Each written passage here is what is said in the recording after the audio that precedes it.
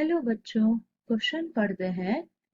An interbreeding population of finches becomes separated geographically, forming two isolated groups. Each group then became under different selective pressures. One group was then introduced into the habitat of other. Which one of the following would determine whether they now formed two distinct species? तो यहाँ पे बात हो रही है species formation की। तो अपना की कॉन्सेप्ट आज का बन जाएगा about the speciation. Speciation is nothing but formation of new species. Species को हम कैसे डिस्क्राइब करेंगे? ऐसा पॉपुलेशन जो इंटरब्रीड करता हो और फर्टाइल ऑफस्प्रिंग्स जो है वो बनाता हो। ठीक है, ये चीज हमको याद रखनी है। अब आगे देखते हैं कि क्या दिखाता है क्वेश्चन। क्वेश्चन कहता है कि सपोज ये कोई ए पॉपुलेशन है और ये आइसोलेट हुआ है जियोग्राफिकली, तो यहाँ के इंडिविजुअल्स जो है वो आइसोलेट हो चुके हैं। एंड अब हम इसको कहेंगे ये एक बी पॉपुलेशन है और ये एक सी पॉपुलेशन है। तो इनिशियली तो ये जियोग्राफिकली आइसोलेट हो गए, बट बाद में there were different pressures exerted on them by the nature. अब इनके वजह से क्या हो सकता है? There is a possibility of variation, there is a possibility of evolvement. तो ये इवॉल्व होंगे, करेक्ट। और जैसे इवॉल्व होंगे ये कुछ अलग ही पॉपुलेशन बनाएगा। सपोज मान लो यहाँ पे बनेगा डी पॉपुलेशन, यहाँ पे बनेगा ई पॉपुलेशन। तो कुछ इस तरीके का अलग पॉपुलेशन ये बनने वाले हैं। क्यों बने? क्योंकि यहाँ पे एनवायरमेंट पे उन पे प्रेशर लगाया है और उससे क्या हो गया, उन्होंने खुद में कुछ चेंजेस लाए to survival for the fittest, and then they evolve from B to D and from C to E. अगर आप ओरिजिनल पॉपुलेशन देखें वो तो कुछ अलग ही था और ये इंटरब्रीडिंग था, ये एक दूसरे के साथ ब्रीड कर सकते थे। बट अब जो कंडीशन है डी पॉपुलेशन और ई पॉपुलेशन की, अब अगर इन दोनों को एक साथ डाला जाए डी एंड ई को, तो क्या पॉसिबल है कि इन दोनों में कोई ब्रीडिंग ना हो?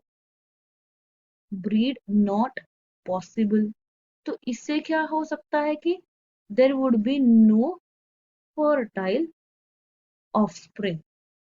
अब ये ब्रीड ना पॉसिबल होने का रीजन ये है क्योंकि एक तो वो आइसोलेट हुए हैं, उनमें बहुत सारे चेंजेस आए हैं। तो अगर स्पीशीज में चेंजेस आते हैं तो वो एक दूसरे को ठीक से रिकॉग्नाइज नहीं करते हैं, तो वो ब्रीड नहीं करते। ये पता है हमको कॉन्सेप्ट। तो अगर वो इंटरब्रीड ही नहीं करेंगे तो वो अलग अलग स्पीशीज कहलाएंगे, सेम स्पीशीज नहीं कहलाएंगे। क्योंकि अगर इंटरब्रीड होता है तो वो सेम स्पीशीज होगा, इंटरब्रीड नहीं कर रहे तो वो अलग स्पीशीज हो जाएंगे। तो अगर वो फर्टाइल ऑफस्प्रिंग नहीं कर रहे मतलब डी और ई कोई अलग स्पीशीज बन गया हो। अब आते हैं हमारे ऑप्शंस की तरफ। ऑप्शंस कहते हैं कि they had been separated for more than 3 million years. अब हमको ये ढूंढना है कि which one of the following will determine whether now formed are two distinct species. मतलब अब जो बने हैं वो दो स्पीशीज है कि नहीं, ये किससे पता चलता है? तो सेपरेशन टाइम से तो ये हमें पता नहीं चलने वाला है, इसलिए हम इसको एलिमिनेट करेंगे ऑप्शन 1 को। देन ऑप्शन 2 है कि they fail to produce fertile F1 hybrid.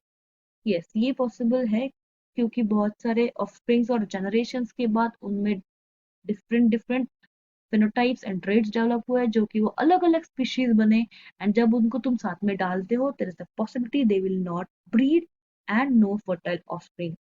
तो यस, बाय सेकंड ऑप्शन हम ये कह सकते हैं कि ये दो अलग अलग स्पीशीज है। आगे they showed mark differences in their shape of their beaks. अब शेप ऑफ देयर बीक से उनका अलग अलग स्पीशीज होना ये तो नहीं हमको कहलाएगा, तो this we are not going to consider. And lastly their plumage had become markedly different. Plumage मतलब जो उनके बॉडी के ऊपर फेदर्स होंगे वो। तो ये एक सिंपल फिनोटाइप हो जाएगा, ये अलग सा स्पीशीज नहीं बनेगा। तो स्पीशीज को हम अगर डिस्क्राइब करते हैं तो ऐसा पॉपुलेशन जो इंटरब्रीड करे और फर्टाइल ऑफस्प्रिंग करे वही होगा। बट अगर फर्टाइल ऑफस्प्रिंग नहीं कर रहे हैं मतलब वो इंटरब्रीड नहीं कर पा रहा है और दो अलग स्पीशीज है, इसलिए हम करेक्ट ऑप्शन यहाँ पे जाएंगे ऑप्शन 2 के साथ। I hope you understood well. Best of luck.